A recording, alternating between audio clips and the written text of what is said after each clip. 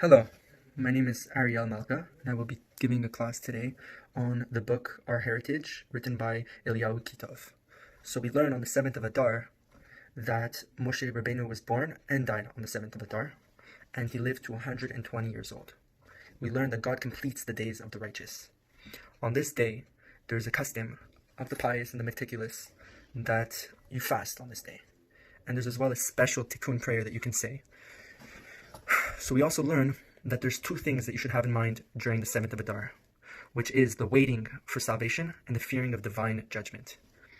We should have the waiting for salvation in mind because throughout the life of Moshe Rabbeinu, we learned that at that time the Jews were going through so much persecution that Pharaoh himself put out a decree that every Jewish baby boy shall be put to death the instant he is born and thrown into the Nile River. Such a sad tale. But through it all, Moshe Rabbeinu survived, and he was put in a basket in the Nile River. And the daughter of Pharaoh took him out of that river, raised him as her own child. And actually, throughout his life, throughout his childhood, throughout his adulthood, he didn't cleave to the Egyptian lifestyle, but he figured out he was Jewish. He accepted his heritage, he accepted his people, and he brought them out of Egypt, and he saved them.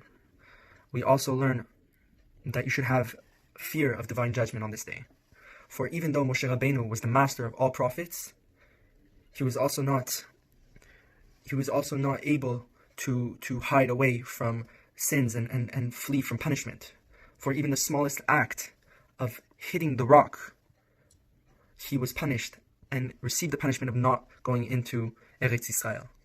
We learn from this that us, at the low levels that we are at, we should fear to not be punished, and we should know in mind that we're not perfect and that we're flawed, and that's not a bad thing, but we need to watch out and watch our step and stay on the path of Yiddishkeit and Judaism and stay strong. And on that note, I'd like to wish you all a Chodesh Tov, a Shavua Tov, and a Shabbat Shalom.